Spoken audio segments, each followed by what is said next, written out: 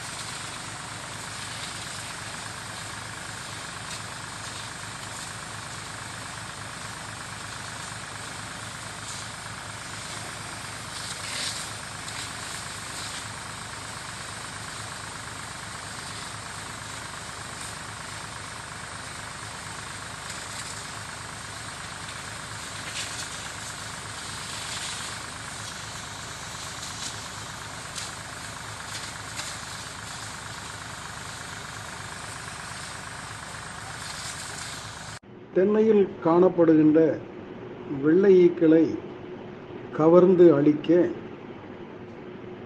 மஞ்சள் நிற ஒட்டுப்பொறி உபயோகிக்கப்படுகிறது.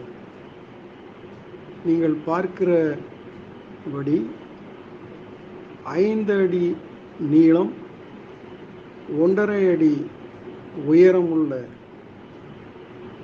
மஞ்சள் நிற பாலிதீன் ஷீட்டை 2 மரங்களுக்கு இடையில் கட்ட வேண்டும். கட்டியபின் அந்த அட்டையின் மீது விளக்கெண்ணெய் தடவ வேண்டும். விளக்கெண்ணெயை மேலிருந்து மெதுவாக ஊற்ற வேண்டும். அதன் பின் ஒரு துணி கொண்டாவது ஒரு பிரஷ் கொண்டாவது எல்லா இடமும் இருக்குமாறு இந்த விளக்கெண்ணெயை தடவி விட வேண்டும். இப்படி விளக்கெண்ணெய் தடவி வைப்பதால் தென்னையில் காணப்படுகின்ற வெள்ளை ஈக்கள் மஞ்சள் நிற ஒட்டுப்பொறிக்கு கவர்ந்தெழுக்கப்பட்டு விளக்கெண்ணெயில் மாட்டி இறந்துவிடும். இதன் மூலமாக வெள்ளை ஈக்களை தென்னை தோட்டங்களிலிருந்து அப்புறப்படுத்தலாம்.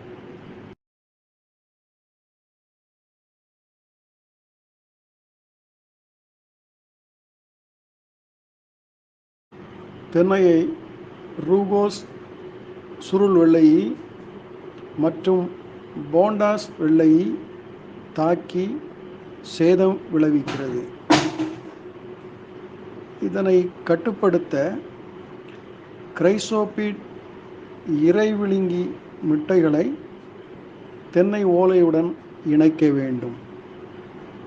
கிரைசோபிட் விழுங்கி முட்டைகள் உள்ள அட்டையை வெட்டி 40 முட்டைகள் வரைக்கும் இருக்கிறபடி அதை வெட்டி தென்னை ஓலையில் வெள்ளை அதிகமாக காணப்படும் இடங்களில் இணைக்க வேண்டும்.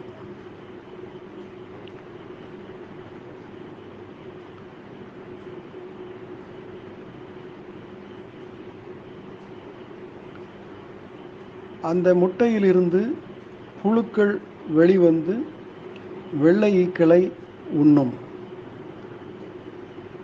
40 முட்டைகள் கொண்ட அட்டைப்பெட்டியை வெள்ளையை பாதித்த இலையில் வைத்து இணைக்க வேண்டும்.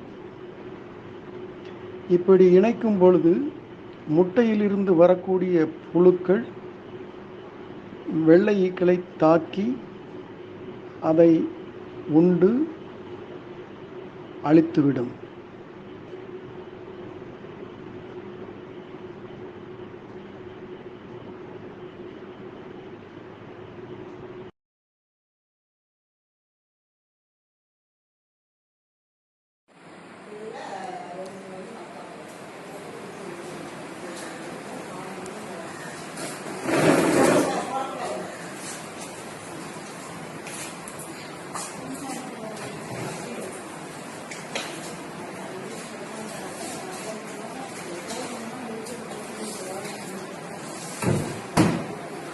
ஆக்கம் பயிர் பாதுகாப்பு மையம், தமிழ்நாடு வேளாண் பல்கலைக்கழகம், கோயம்புத்தூர்.